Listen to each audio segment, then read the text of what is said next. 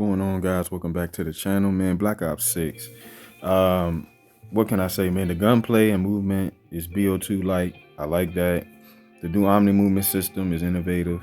Overall MPV experience, Black Ops 2 light. Great weapon variety. Automatic disbanded lobbies was a downside. Skill-based matchmaking, lobby, and algorithm manipulation was terrible in this game. The reloading speed was too slow. Other than that, man, Black Ops 6 was pretty good, man. And I can say with confidence that BO6 is one of the only two CODs in history that gave you a BO2 like MP experience.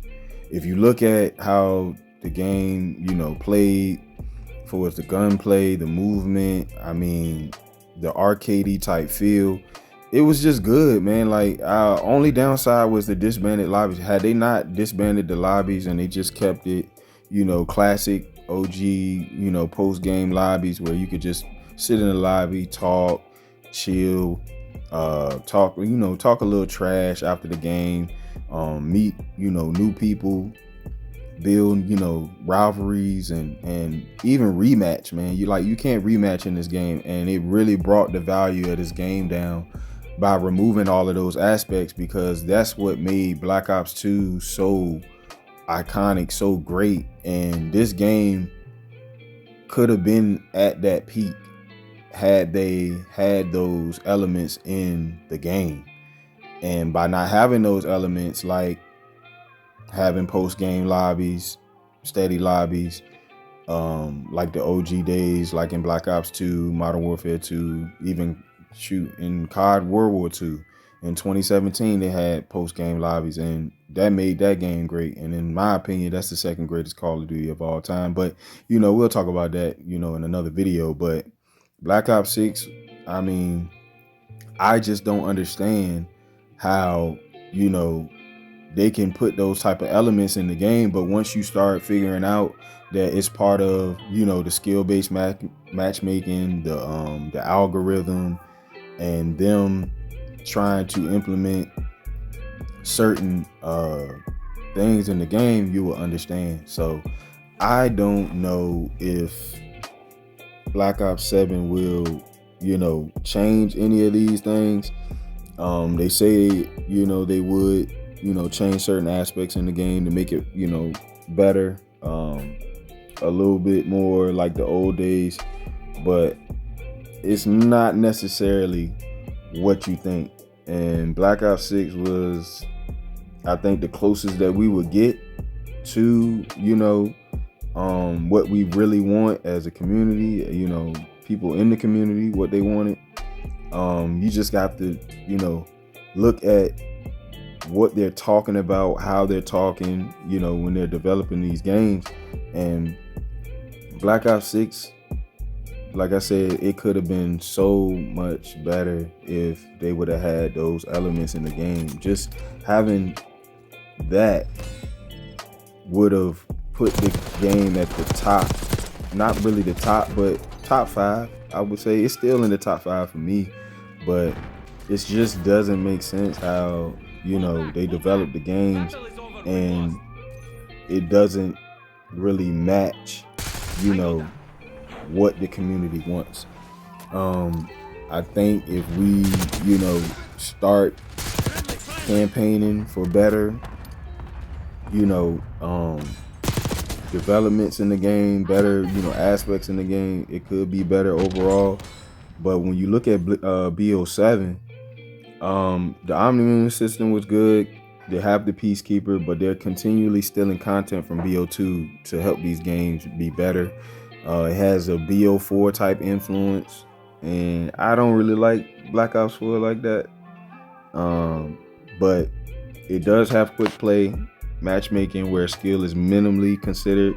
It's supposed to be like OG COD matchmaking back in the day, but it doesn't feel like that all the time.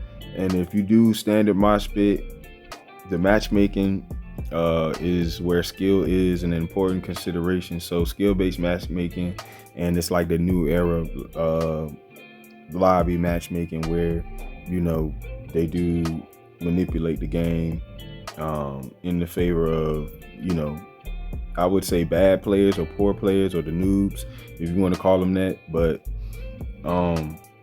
Black Ops 7 was okay. The beta was okay.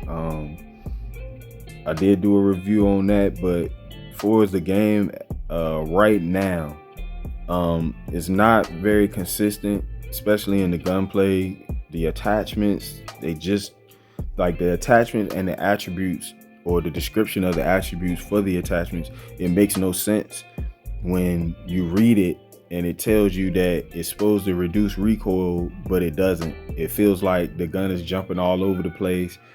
There's a very fine line in Black Ops 6 and Black Ops 7 when it comes to your attachments that you put on the weapon and your settings. Like there's a very like intricate, like almost symbiotic type of thing where you don't know if it's really your attachments or it's your settings. Like you have to kind of test it and play around with different attachments and different settings to see what works best for you. But it's kind of hard to determine those things when the game is so inconsistent, man, especially in gunfights. When you're trying to turn on people, or when you're in a in a hold position, or if you're trying to slide and fire, like it's very, very intricate. But you can feel when the shot hits or when it's off, and you like, well, was that me, or was that the game, or was that it's kind of hard to tell, especially in Black Ops 7 because it's so inconsistent. I just don't like the way that the guns, for I guess you could say, the handling is kind of weird. It's way different than Black Ops 6.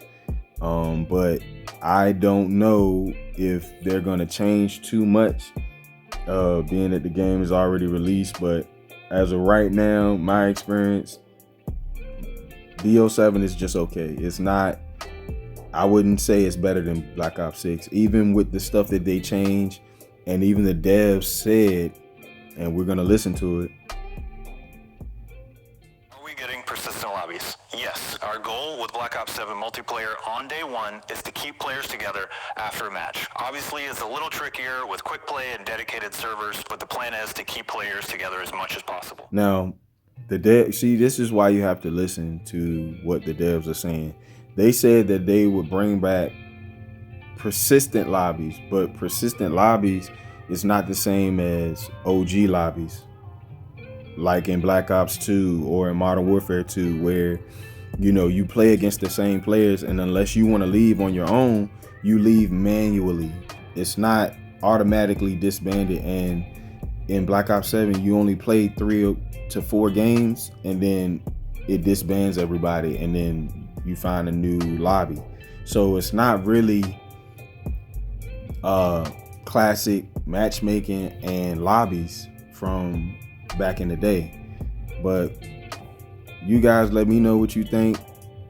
You always gotta listen to these devs and understand what they're trying to put in these games, because it doesn't make sense. But I'll catch you guys on the next one. Peace.